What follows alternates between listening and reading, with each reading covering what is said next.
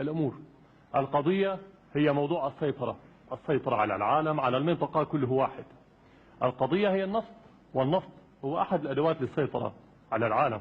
القضية هي إعادة رسم الخريطة بالشكل الذي يناسبهم ويناسب طبعا إسرائيل، وهذا جانب آخر من الموضوع.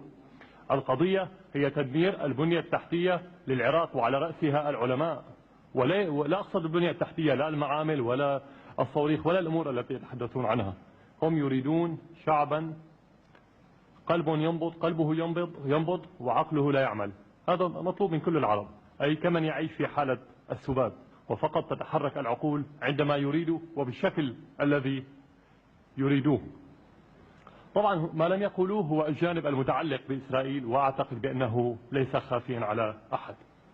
بالنسبة للمفتشين، هم أول من رفض عودة المفتشين عندما وافق العراق. بالنسبة لقرارات مجلس الأمن والأمم المتحدة، لا أعتقد بأن هناك بلد في العالم يخرق هذه القرارات كما تفعل الولايات المتحدة. أما بالنسبة لأسلحة الدمار الشامل، فلو كانت هذه الأسلحة فعلا موجهة ضد الدول العربية فلطالبوا بزيادتها بدلا من إنقاصها. هم يدعون الخوف علينا. طيب كيف يخافوا علينا من العراق ولا يخافوا علينا من إسرائيل؟ من يقوم بقتل العرب؟ هل العراق أم إسرائيل؟ من يقتل يوميا الفلسطينيين؟ اليوم القتل أصبح بالعشرات.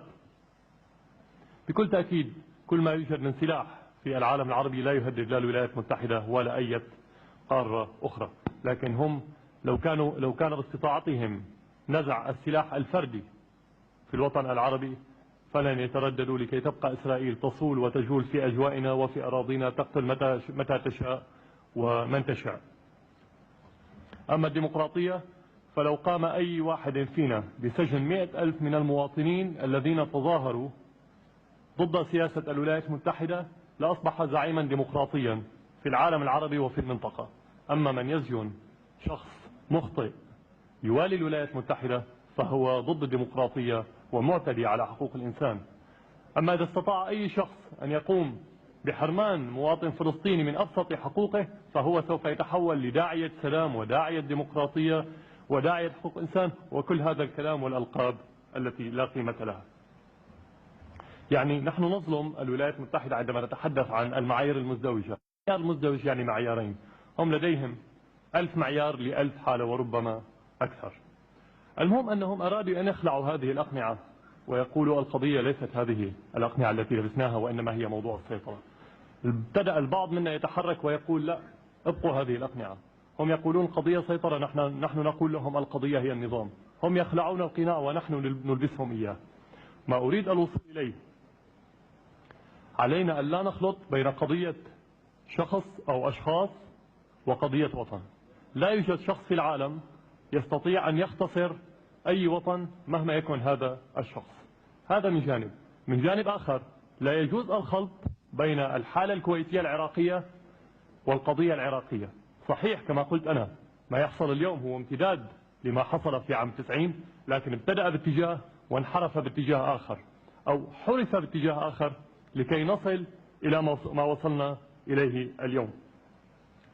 ربما لا يرضي هذا الكلام البعض من الإخوة العرب، لكن القناعات يجب أن تقال كما هي ومن دون تجميل. في عام 90 الجانب الأخير في الموضوع العراقي هو أن هذه القضية لا تنفصل اليوم عن القضية الفلسطينية. فشلنا في معالجة القضية العراقية يعني فشلنا في معالجة القضية الفلسطينية. لا يمكن أن نفصل بين القضيتين اليوم. هذه الحرب إن حصلت سوف تكون تغطية على الجرائم الإسرائيلية، وأنا لا أقول الجرائم الشارونية لأنني قلت من زمان بأن منذ زمن طويل، منذ قمتين على ما أعتقد، كل إسرائيلي هو شارون، واليوم هذا الشيء يثبت. كل الإسرائيليين يقتلون الفلسطينيين بشكل مستمر ومتصاعد يوميا.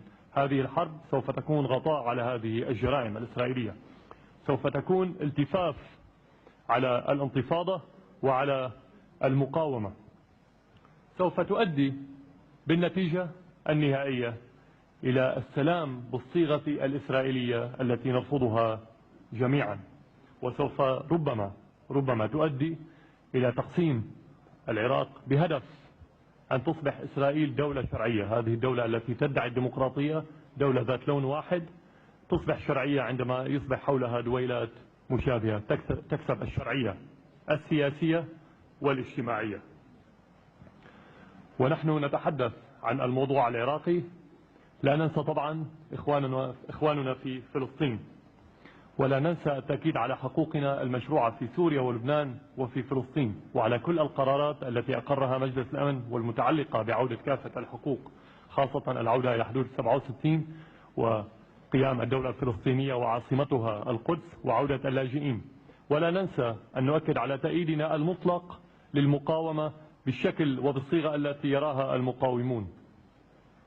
وبكل تأكيد لن ننسى أن نؤكد كما هي العادة على المطالبة بقطع كافة أشكال التعاون مع إسرائيل، وبكل تأكيد سنبقى دائما نطالب بهذا الشيء حتى تلتزم إسرائيل بالسلام، ولكن حتى هذه الحتى لا نراها الآن. أقترح بعد أن نرحب بما قدمه العراق من تعاون ونرحب أيضا باستمرار هذا التعاون، أقترح بتأكيد على بند قرار عدم إعطاء أي تسهيلات للحرب.